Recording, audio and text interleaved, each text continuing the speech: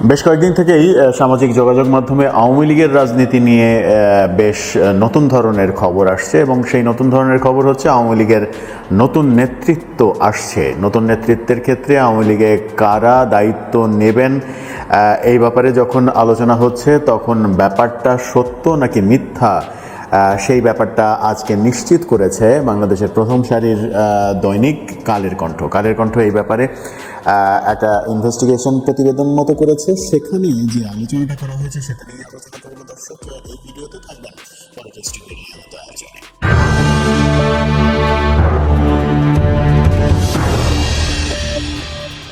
বলছিলাম, পরিবর্তিত পরিস্থিতিতে আওয়ামী লীগের নেতৃত্বে পরিবর্তন আসছে এরকম গুঞ্জন সামাজিক যোগাযোগ মাধ্যম বিশেষ করে ফেসবুকে ছড়িয়ে পড়েছিল এবং সেই ক্ষেত্রে দুটো নাম সামনে এসেছে। সাবেক রাষ্ট্রপতি আব্দুল হামিদ, তার নাম আসছে, এবং নারায়ণগঞ্জের মেয়র সেলিনা হায়াৎ আইভি, তার নাম আসছে। আব্দুল হামিদকে সভাপতি, ভারপ্রাপ্ত সভাপতি, এবং সেলিনা হায়াৎ আইভিকে ভারপ্রাপ্ত সাধারণ সম্পাদক হিসেবে আওয়ামী লীগের নতুন নেতৃত্ব প্রতিষ্ঠিত হবে এবং তাদের নেতৃত্বে আওয়ামী লীগ আবার পুনর্গঠন প্রক্রিয়া শুরু হবে, এমন আলোচনা ফেসবুকে বেশ কিছুদিন থেকেই ঢালাওভাবে চলে আসছে। ব্যাপারটা নিয়ে অনেক রকমের গুঞ্জন থাকলেও অবশেষে কালের কণ্ঠ আওয়ামী লীগের শীর্ষস্থানীয় একাধিক নেতার নাম প্রকাশ না করে তাদের বরাত দিয়ে নিশ্চিত করেছে যে এইরকম কোনো পরিকল্পনা আওয়ামী লীগের নেই। অর্থাৎ আওয়ামী লীগের এই মুহূর্তে নেতৃত্ব পরিবর্তনের কোনো পরিকল্পনা নেই। কিন্তু তাহলে আওয়ামী লীগ কীভাবে তাদের পুনর্গঠন প্রক্রিয়া শুরু করবে? আওয়ামী লীগের সভানেত্রী পালিয়ে গেছেন ভারতে, সাধারণ সম্পাদক ওবায়দুল কাদের শোনা যায় তিনিও দেশের বাইরে চলে গেছেন। নেতৃত্বের প্রধান দুইজন যদি না থাকেন তাহলে দেশে দল চলবে কাদের নেতৃত্বে? এই ব্যাপারে যখন কালের কণ্ঠ আরও বেশি ইনভেস্টিগেশন করতে গেছে তখন যে কথাটা উঠে এসেছে সেটা হচ্ছে যে এই মুহূর্তে দলের নেতৃত্ব পরিবর্তনের কথা ভাবছেন না শেখ হাসিনা।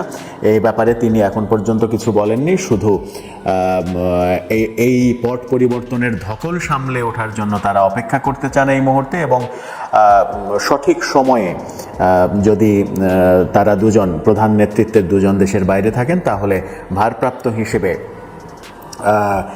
মোশাররফ হোসেন প্রেসিডিয়ামের 1 নম্বর সদস্য অথবা মতিয়া চৌধুরী 2 নম্বর সদস্য, তাদের যে কেউ একজন সভাপতি, ভারপ্রাপ্ত সভাপতি, এবং যুগ্ম সাধারণ সম্পাদকদের মধ্যে যে কোনো একজন ভারপ্রাপ্ত সাধারণ সম্পাদক হিসেবে তাদেরকে দায়িত্ব দিয়ে আওয়ামী লীগ পুনর্গঠনের কাজ চলবে। আওয়ামী লীগ পুনর্গঠনের প্রক্রিয়ায় সোহেল তাজের নামও এসেছে, কাদের সিদ্দিকীর নাম এসেছে। কাদের সিদ্দিকী এই তো সম্প্রতি টুঙ্গিপাড়াতে বঙ্গবন্ধুর মাজার জিয়ারত করেছেন এবং সেখানে তিনি গণমাধ্যমের সঙ্গে কথা বলেছেন। আওয়ামী লীগ নিয়ে কাদের সিদ্দিকীকে বেশ তৎপর মনে হচ্ছে, সেই কারণে কাদের সিদ্দিকীর নামও আসছে এই গুঞ্জনে যে কাদের সিদ্দিকীকে দলের দায়িত্ব দেওয়া হচ্ছে কিনা। সোহেল তাজের উপরে আওয়ামী লীগের তৃণমূল পর্যায়ে এক ধরনের ভালোবাসা রয়েছে এবং সোহেল তাজের গ্রহণযোগ্যতাও দেশব্যাপী রয়েছে। সোহেল তাজ আওয়ামী লীগের অন্যান্য ডাকসাইটে নেতাদের মতো দুর্নীতিবাজ এবং সমালোচিত না। যেহেতু সমালোচিত না সেহেতু ফ্রেশ একজন হিসেবে সোহেল তাজ বেটার চয়েস হতে পারেন, সেই আলোচনা রয়েছে। কিন্তু মজার ব্যাপার হচ্ছে আব্দুল হামিদ এবং সেলিনা হায়াৎ আইভির নাম যে কারণে এসেছে, আব্দুল হামিদের রাষ্ট্রপতি হিসেবে যেহেতু দায়িত্ব পালন করেছেন অনেক দিন থেকেই, তিনি পলিটিক্সের বাইরে, তার একটা গ্রহণযোগ্যতা রয়েছে।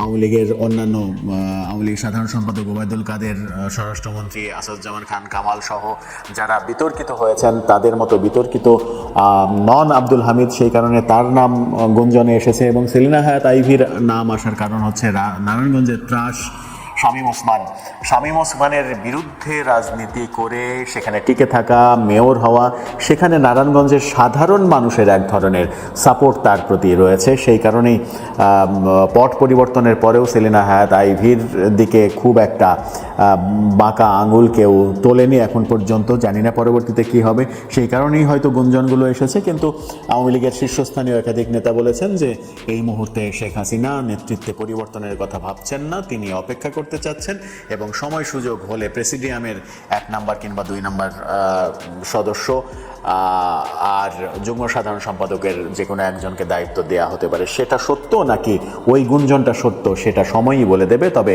আওয়ামী লীগের পুনর্গঠন প্রক্রিয়া আদৌ কবে নাগাদ শুরু করা তাদের পক্ষে সম্ভব হবে সেই বিতর্ক কিন্তু রয়েছে। কারণ 15-16 বছরের শাসনামলে আওয়ামী লীগ যে ধরনের সমালোচনার জন্ম দিয়েছে, সর্বশেষে এসে স্বৈরাচারের খেতাব তাদের গায়ে লেগেছে, সেই কালো অধ্যায় পাড়ি দিয়ে, কালো অধ্যায় পাশ কাটিয়ে তারা আবার সংগঠিত হতে পারা, এটা খুব অল্প সময়ের মধ্যে সম্ভব বলে অনেকেই মনে করেন না রাজনৈতিক বিশ্লেষকরা। অনেকে মনে করেন যে আওয়ামী লীগের মোটামুটি গোছানো অবস্থায় আসতে অন্তত 10 বছর লেগে যেতে পারে।